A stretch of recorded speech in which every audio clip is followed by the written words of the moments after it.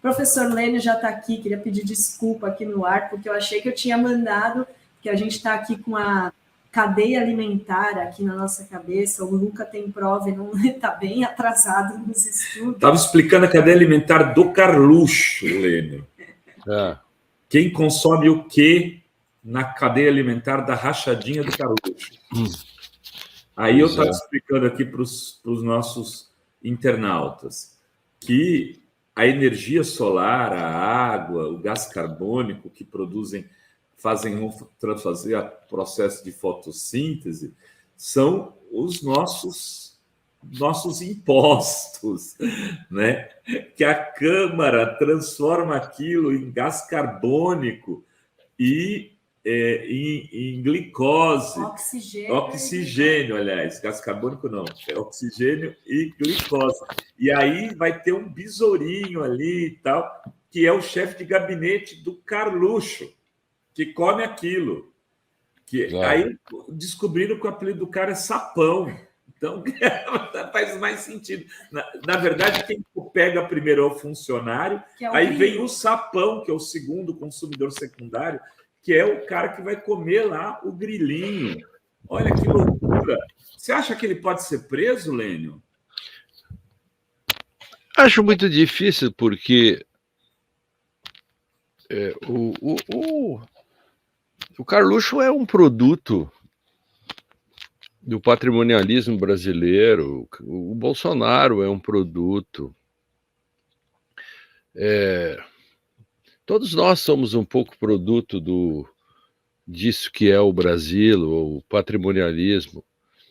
Nós também somos lenientes com um monte de coisas e a história do Brasil mostra isso, os perdões, o passapanismo. Acho muito difícil. Por exemplo, aqui eu vou dizer de novo uma questão sobre isso, né?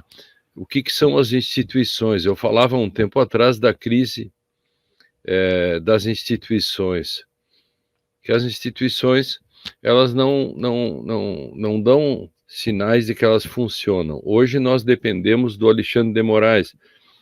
Se dependesse dos outros setores das instituições, nada aconteceria. Onde está o caso Silvinei? Onde está o caso Manaus? Quem se mexe com relação a isso? O próprio caso Marielle continua aberto. A Boate Kiss continua sem julgamento. O Carluxo, há anos que se sabe tudo o que acontece. Toda a família Bolsonaro. Bom, o que será? As instituições elas são lenientes, elas acabam sendo, elas se adaptam, né, nesse ecossistema e acabam deixando passar. Então, quando que as pessoas hoje se surpreendem com alguma coisa? A rachadinha é um fenômeno desde... Como é que ficou o caso da mulher do açaí? Se alguém me responder algo sobre o caso da mulher do açaí, eu continuo a discussão. Hoje, toda vez que a gente abre uma discussão, Renato e Dri, a gente tem que trazer algumas perguntas na mão com as instituições. Quando você falar com um procurador da República ou com a Procuradoria-Geral ou alguém, você assim, ok, antes de nós continuarmos, conte para mim como é que está o caso Silvinei, como é que está o caso Manaus, como é que está o caso mais clássico de rachadinha, etc., daquele, ou no mínimo, um fato criminoso de que alguém ganhava sem trabalhar, longe, vendendo açaí. Se a gente não tem respostas para essas coisas, como que o Carluxo é um fenômeno de tipo Globo Repórter, né? Do que se alimenta, como se reproduzem, onde vivem, como vivem, e como que o sistema vê eles. Isso é um fenômeno. Digamos, ele é uma espécie assim de exaustão epistemológica. Significa o quê? Que as condições pelas quais nós compreendemos um fenômeno, se esgotaram de há muito, e hoje nós estamos cansados epistemologicamente e não conseguimos mais dar sentido aos fenômenos. Os fenômenos estão aí e nós não os vemos mais, embora eles estejam na nossa frente. Não sei. Ô, Lênio, ontem você esteve na comissão... Cansativo, né? Eu estive na comissão, mas ninguém notou, ninguém falou nada, nem o grupo Prerrogativa sabe que eu estive lá. Eu notei, ó. Bom, você sim. Mas no grupo Prerrogativas, ninguém falou que eu estava lá. Aliás, eu nem sei, eu me atrasei no sentido, como diz o amigo do Jorge Luis Borges, o Manuelino, uma coisa assim, ele diz, ontem à noite eu saí para visitá-lo e quando eu estava no meio do caminho, me lembrei que eu esqueci de sair de casa. Então, ontem eu fiz o meu pronunciamento, fiquei lá aguardando, depois eu tive que sair, que eu tive uma consulta, e portanto, ninguém sabe que eu estive. E você foi lá falar sobre imunidade parlamentar, é isso, Lênio? Claro, fui lá, fiz um discurso antipático, porque o falar sobre limitações do que um deputado pode fazer na casa dos próprios deputados é algo que machuca, né? Aí você tem o deputado Jordi, tem o deputado o Zé Trovão, que tem altas condições hermenêuticas e constitucionais, né, para discutir esse tema. Aí foi lá o desembargador William Douglas, que fez um discurso apoplético, assim, de que os deputados não se ajudam, porque os deputados podem muito mais, e os deputados não têm limitações no que dizem. E ele foi aplaudido de pé. Eu fui quase vaiado porque disse que não podia ser assim, e etc., né? E mostrei tecnicamente que se a Constituição desse essa liberdade para o deputado falar o que quiser, bom, então por que um juiz não pode dizer o que quer? Por que o jornalista não pode dizer o que quer? Os deputados são pessoas diferentes, eles estão acima da lei, e a Constituição também diz que os julgamentos, os vereditos do Tribunal do Júri são soberanos. Não cabe recurso, então? O júri pode fazer o que quiser? Não, não pode, cabe recurso sim. Portanto, isso é uma questão de interpretação. Aí vai lá um juiz e diz, não, isso não tem nada, é assim mesmo. Aí o Ives Gandra diz a mesma coisa. O Ives Gandra, que já tinha feito aquela interpretação do 142, diz que os deputados podem tudo. Ora, esse é o problema. Existem limites naquilo que se diz. No fundo, nós estamos todos um pouco cansados, né, de falar sobre as coisas. Ô, Lênio, e tinha um dos artigos que criou uma certa polêmica aí na lei das fake news, era esse, que tinha ali a imunidade parlamentar. Né, isso é um absurdo, né? Isso aí já é um absurdo, né, Renato? Porque vai contra a jurisprudência do Supremo. Isso. Aliás, que eu ia te dizer, mas tem uma jurisprudência que estabelece que isso não existe, né? Claro, exatamente. Seria letra morta aquilo, porque a lei, o que vale é, no caso, o que está colocado no Supremo, ou eu estou enganado? E é no mundo todo assim, sabe? Tem limitações. E não se compare os Estados Unidos, porque também não é tão simples assim como se diz. Mas os países que não dos Estados Unidos, embora os Estados Unidos já não seja tão simples, tem limitações. O parlamentar, nem foro especial tem nos outros países, aqui tem foro privilegiado. Então, se ele é imune a quaisquer atos, tudo que ele faz, então ele pode fazer discurso racista, pode fazer discurso homofóbico, pode fazer tudo. Não pode. Mas por quê? Aí botaram que no projeto esse das fake news, o projeto em si é um problema, eu faria um projeto curto, pequenininho, diferente do que esse que está aí.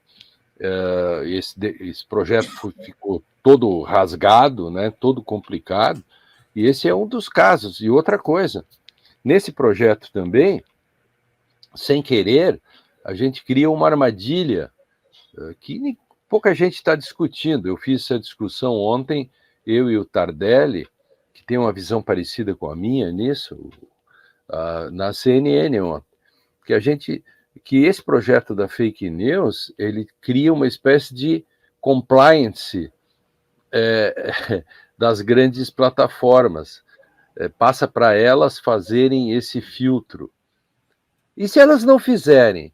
Ou quem controla isso? E o judiciário, ele parece assim um outsider de fora disso. Ora, o Estado é que tem que cuidar disso, não as próprias empresas.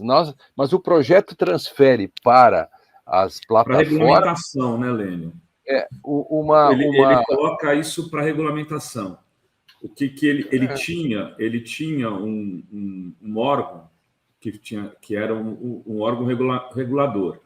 Que o pessoal começou a criticar, né?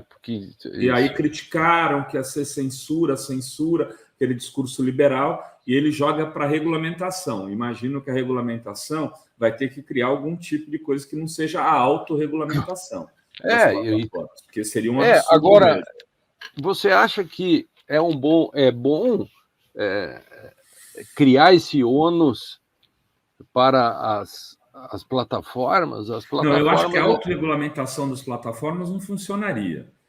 Agora, eu acho que precisa regulamentar as plataformas, Lênio. Não dá mais para ser do jeito que está. A gente está num momento muito complicado, assim, e acho que ficou claro isso, inclusive, na pressão que eles fizeram contra o projeto. Eles manipularam os algoritmos de uma maneira bárbara, que a gente punha um vídeo para falar do Facebook, e ele era absolutamente... sumia, que a gente chama de flopou nas redes. Agora, outra coisa, como é difícil tudo no nosso país, né? Por exemplo, a pessoa que é contra o projeto, ela olha o Deltan Dallagnol e alguns falarem, ela foge. Então, esse discurso das igrejas dizendo que o projeto censura... Alguém que queira ser contra o projeto, ele começa a ficar impressionado, por exemplo, com essa questão das igrejas e de gente como Dallagnol e outros. Você fica pensando assim, mas eu sou contra o projeto, mas como é que eu vou ser contra o projeto com essa gente e do modo que eles fazem? Então, realmente, essa discussão no Brasil hoje, tudo que estamos discutindo, ela está dentro da dicotomia bolsonarismo e antibolsonarismo. Eu sei que os experts dizem que não se deve usar a palavra bolsonarismo, eu não achei ainda outra palavra para usar no lugar. Né, Dri? O que a gente pode dizer? Essa coisa ismo, então, chamemos isso assim de o negacionismo do antigo regime, ou os negacionistas do antigo regime, algo assim, ou os falsificadores de certificados de vacina, algo desse tipo, né? E aí se dicotomiza tudo. Então, daqui a um tempo, ninguém mais vai poder ter uma opinião intermediária sobre nada, porque eles serão fagocitados por essa questão. O parlamento brasileiro, né, que está votando isso, que está votando, nunca houve um parlamento assim na história do Brasil. Vocês leem bastante sobre isso também, mas eu não sei qual é a informação que vocês têm sobre isso, mas eu andei pesquisando as pataquadas e o modo como as coisas são tratadas, e não há na história do Brasil, do Império para cá, desde que foi feito o primeiro parlamento, não há a mínima possibilidade, gente, de se dizer como é possível que o parlamento chegou a esse patamar, sabe? O próprio Senado também. Então, como que o governo vai querer aprovar suas coisas lá? Serão 3 anos e meio, um pouco mais, de uma luta de matar 5 leões por dia e desviar de 25 antas. Porque no Brasil, o mais difícil que matar 2 leões por dia é desviar das antas, né? Tem razão, Milene. É muito difícil, é muito, muito difícil. Mas também tudo contribuiu, né? Veja, as pessoas não leem mais, já não tem graça escrever, sabe? Eu acho que esses espaços assim como nós aqui é uma das coisas que eu gosto de fazer. Porque escrever já não vale a pena, sabe? Para vocês terem uma ideia, há 8 anos atrás, 9 anos atrás, 7 anos atrás, eu fazia uma coluna no Conjura, que é a mesma que eu faço hoje. Vocês acreditam que eu fazia 100, 120 mil leitores a cada coluna? Eu cheguei já a 800 mil uma coluna. Sabe quanto faz hoje? Quanto? 4, 5 mil. Mas e é muito. E é um absurdo de muito. Agora, o que aconteceu? E outra, Dri, minhas colunas eram com 15, 16 mil caracteres com espaço. 5, 6 páginas. Hoje eu faço colunas quase do tamanho da Folha de São Paulo ou do Estadão, assim, 5 mil, 4, 5 mil caracteres. Então, o que aconteceu? Por que eu estou dizendo isso? Porque é engraçado, Lênio, que... Alguma coisa aconteceu que nos engolfou. Nós estamos sendo carcomidos por uma coisa que a gente nem se dá conta. E por Na isso... época que surgiu a internet, muita gente, e eu era um deles, falava, a internet recuperou o texto, que a gente era moldado na... Ela tinha recuperado. Por exemplo, eu tive você está falando de texto, eu escrevia todos os dias no blog 5, 6 textos, Lênio. 5, 6 textos, alguns textos longos. E aí abria a caixa de comentários, né? 1000 comentários, eu passava um dia. Muitos comentários. Eu cheguei a ter mais de 100 comentários numa coluna. Era uma coisa louca. E eu lembro com a Zenha também, a gente conversava muito, Rodrigo Viana, Miguel do Rosário, Maria Fro, as pessoas que tinham blogs, né? O Miro, enfim, muita gente. A gente falava, tinha gente contratando na CIF já, contratando administrador de caixa de comentários. Tamanha era a impossibilidade para poder ler e moderar, porque você tinha que ir liberando os comentários. Claro. Aí veio o YouTube crescendo, a gente meio que migrou tudo. Eu sinto falta de escrever mais. Muitas vezes fico assim, cara, eu preciso escrever. Mas é isso que você disse, você escreve, tem pouca leitura, você fala, porra. Claro.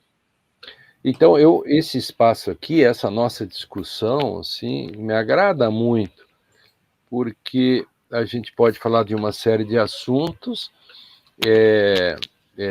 e abarca vários assuntos. A vantagem da fala é que eu não preciso fazer uma introdução e uma conclusão, eu faço o comentário. Se eu fizesse numa coluna, eu teria que fazer o contexto. Mas aqui o contexto é dado pela Adri, pelo Rovai, quando ele me pergunta, ele já contextualiza. Aí eu respondo já. É diferente que se eu for fazer um texto, eu vou levar 10 linhas para contextualizar e depois escrever. Mas nós estamos sendo liquidados nessa história. As pessoas... eu acho que o Twitter foi o que deu o toque mais forte. O Twitter foi o que vitimou mais os textos. Porque quando você limita a 144 e depois para 280, você está limitando a capacidade e a possibilidade de nós explicarmos o mundo de uma forma mais complexa. Então, houve uma institucionalização do simples, a simplificação. Difícil, meu amigo, muito difícil. Ô, Lênio, a Adri tem uma pergunta para te fazer, né? Eu ia perguntar da ação de ontem, né? Do que esse crime de falsificar certificado de vacina, tudo isso para, né? E aí ter o negacionismo. A gente já podia chamar para subir também o deputado federal Tarcísio. Ele já acompanha essa conversa daqui do Lênio. Se quiser fazer alguma pergunta, fica à vontade também, porque o Tarcísio estará conosco agora, a partir das meio-dia, né, Tarcísio? Tudo bem, meu amigo? Tá sem som, Tarcísio. Tá sem som, Tarcísio. Tá sem som. Eu tinha fechado o som aqui, desculpa. Bom dia, Renato. Bom dia, Lênio. Muito obrigado aí pelo convite. Prazer ouvir todos vocês. Obrigado. Pois é. Esse caso de ontem é absolutamente escandaloso, porque eu gosto quando as pessoas começam a dizer assim, é uma coisa pequena para pegar o Bolsonaro. Não é pequena.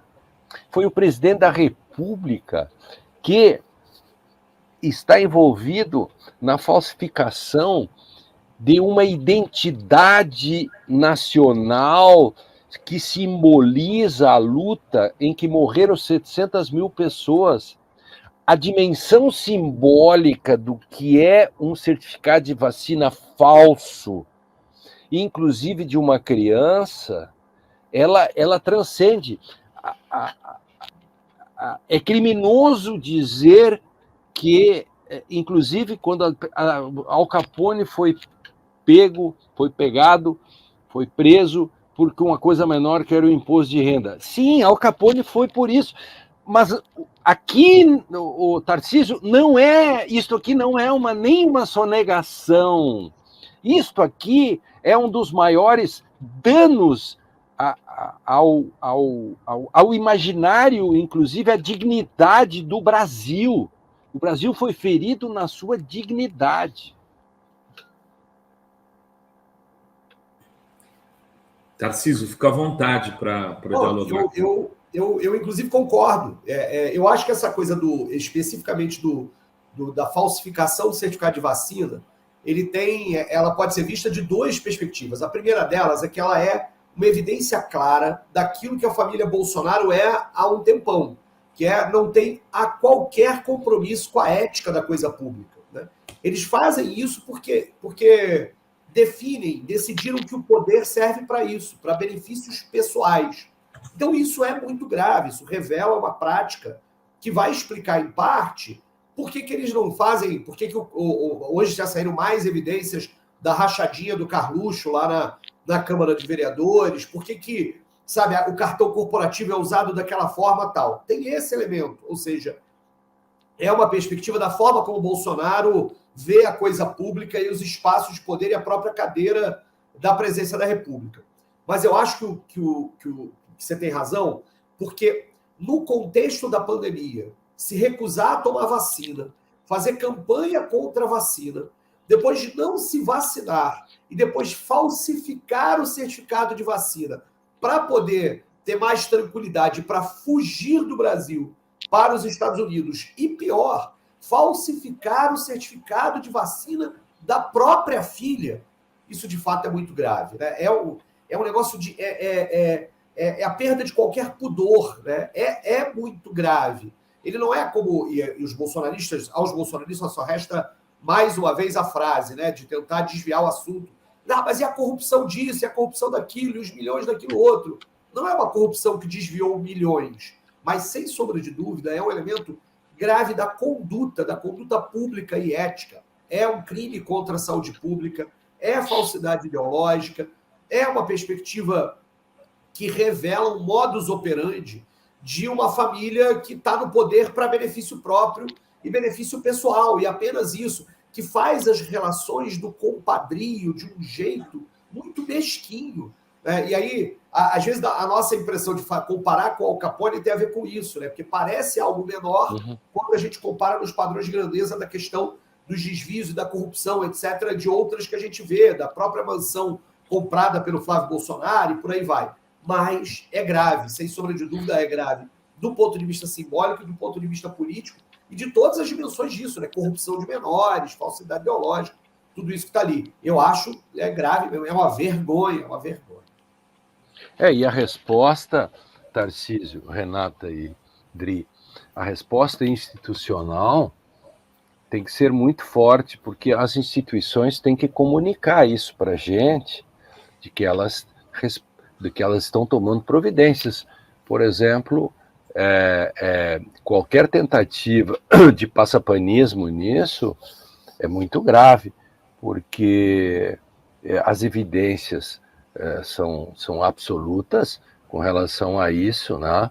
E isso tem que ser visto como um início de uma espécie assim de virada contra o Bolsonaro, porque até agora sempre se falou que tem isso e aquilo, mas concretamente não havia nada, basicamente, né? Tem lá do TSE, e em termos criminais e outras, nada aconteceu. O caso de Manaus ainda está sem nada, o caso Silvinei ainda estamos esperando, que é gravíssimo isso, e esse, o caso Açaí, o Tarcísio, o caso da Açaí, essa é uma questão, isto é, aval do Açaí é algo que ficou nas calendas. Então veja como nós e vamos nos acostumando com isso, né? O Brasil parece que, principalmente na comunidade jurídica, assim, a gente se indigna no varejo e se omite no atacado. E as coisas vão passando, e nós somos atropelados por isso. Acho que esse caso, ele é desafiador, esse caso aí das carteiras, porque ele é tão forte, que mesmo que aqueles que queiram dizer, olha, veja bem, não podem dizer, olha, veja bem. Te dá conta disso?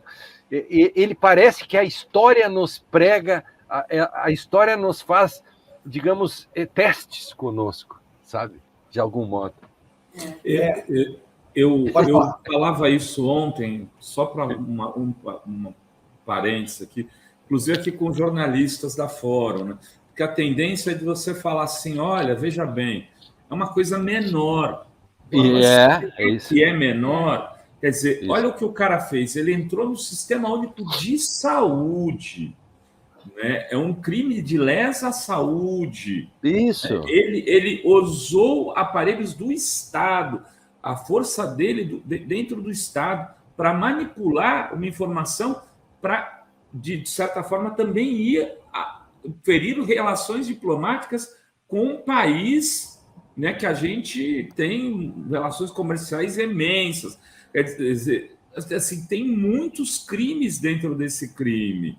E se ele faz isso por uma carteira de vacinação, perguntaria Dona Clô, o que ele não faz para outras coisas? Aí é que está. Esse é o problema, porque tem esse elemento, né, pitoresco, né? Um ex-presidente que mora na Barra fraudando um cartão de vacina em Caxias para viajar para Orlando. Né? Tem essas coisas um tanto quanto, né, pitorescas nessa história, mas é porque tudo que envolve a família Bolsonaro, para a nossa tragédia, tem esse dado pitoresco que às vezes a gente diz assim, não é possível, não é profissional, é um negócio amador. Os caras foram pegos porque tentaram fraudar um cartão de vacina, porque tentaram dizer que ele tomou vacina numa cidade de Goiás, mas em Caxias, e aí é óbvio. E como é que é bom, inclusive, ter sistemas que funcionam. E erraram, Tarcísio, eles erraram na primeira tentativa, porque o lote da vacina não era reco-reco, bolão e azeitona. E aí, Só que isso é um escândalo, porque exatamente isso, ele fraudou um sistema. Se ele fez isso para benefício próprio, para viajar, para fugir, imagina o que ele não fez. Eles não têm pudores de usar o lugar de poder deles para benefício próprio. E isso é grave. Isso é aquela história de que, assim, tá vendo? Olha, agora todo o resto que a gente dizia faz sentido, é coerente. Claro. A gente não tinha exatamente muitas provas, mas essa é uma prova cabal de que ele olha para o lugar de poder como é que eu me beneficio a respeito disso. E aí, por isso é que a saída, muitas vezes, dos bolsonaristas, eles não têm saída a não ser dizer, mas e o PT? Mas e o Lula? É aquele meme, né? Aquele meme do, mas e o PT? Mas e o Lula? Porque eles não conseguem mais falar sobre isso. Ou, como ouvi ontem alguns bolsonaristas dizendo, reclamar do todo o poderio do STF, ou dizer que o cartão de vacina não tem nada a ver com os atos golpistas, ou as milícias digitais, etc. e tal. Gente, eles não conseguem explicar isso, né? E para piorar, a Michelle ainda vai para as redes dizendo, eu tomei vacina, mas foi só eu. Eu tô aqui, eu não tenho problema não, eu não tô fora. Eu falo, gente, não é possível isso. Né? Me inclua fora dessa, né? Renato, Dri, Tarcísio, eu tenho que sair, que estou sendo chamado, e fiquei até um pouco mais. A grande questão também nisso, o Tarcísio falava antes do modo como se lida com o poder, né, a família, no fundo, quando a gente vai falar assim, quem explica o Brasil? Os marxistas e os weberianos. Então, às vezes, o Weber é tão forte nessa questão, por exemplo, do Faoro, Tarcísio, que há uma cócega nisso para dizer, olha, não se dá conta, é muito forte esse patrimonialismo, né? É verdade. A gente olha o Brasil pelo lado do marxismo sem sombra de dúvida, mas tem hora que você fala, não tem jeito, né? Os caras fazem isso. É claro que aí a gente vai e desdobra, né? Isso é feito a benefício de uma determinada dominação de classe, uma determinada transformação social. Mas na cabeça desses caras, isso é muito forte como cultura mesmo, como processo. Né? E de fato, das deficiências da nossa própria democracia. As pessoas não estão acostumadas com a ideia de controle social, não estão acostumadas com a perspectiva da transparência. Né? E aí isso está em todos os lugares, né? Ou com órgãos de transparência, com órgãos de controle que não estejam subordinados aos espaços de poder. Né? Você tem a quantidade de vezes que você tem escândalos envolvendo, né, às vezes, tribunais de justiça, tribunais de conta, indicações aqui e lá, interferências, listas tríplices, isso tudo faz com que a gente tenha no Brasil um processo difícil mesmo, de uma democracia que já não é realidade para grande parte das periferias do Brasil, mas que é inacabada nesses mínimos detalhes, né? Muito, muito, muito difícil isso mesmo. Um abraço para vocês. Valeu. Tchau. Boa tarde para você. Oi, gente. Vocês sabiam que a Fórum foi a primeira a noticiar que teve gente do Exército dentro do Palácio do Planalto ajudando os vândalos do 8 de janeiro a fugir?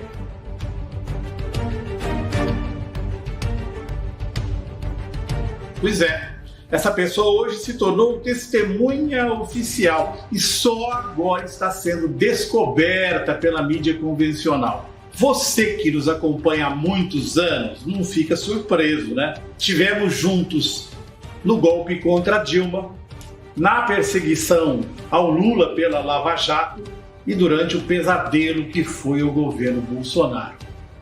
Então você sabe melhor do que ninguém, fomos alvos de ações na justiça muito custosas. Por isso, a Fórum Filmes pede a sua contribuição para fazer um documentário sobre o dia histórico do 8 de janeiro, com informações e entrevistas exclusivas. Da mesma maneira que já antecipamos essa testemunha-chave para todo o processo. O Renato Rovai, futuro cidadão honorário de Sinop, a Dri De Lorenzo e toda a turma da Fórum, inclusive eu, contamos mais uma vez com a sua ajuda para poder apresentar esse trabalho.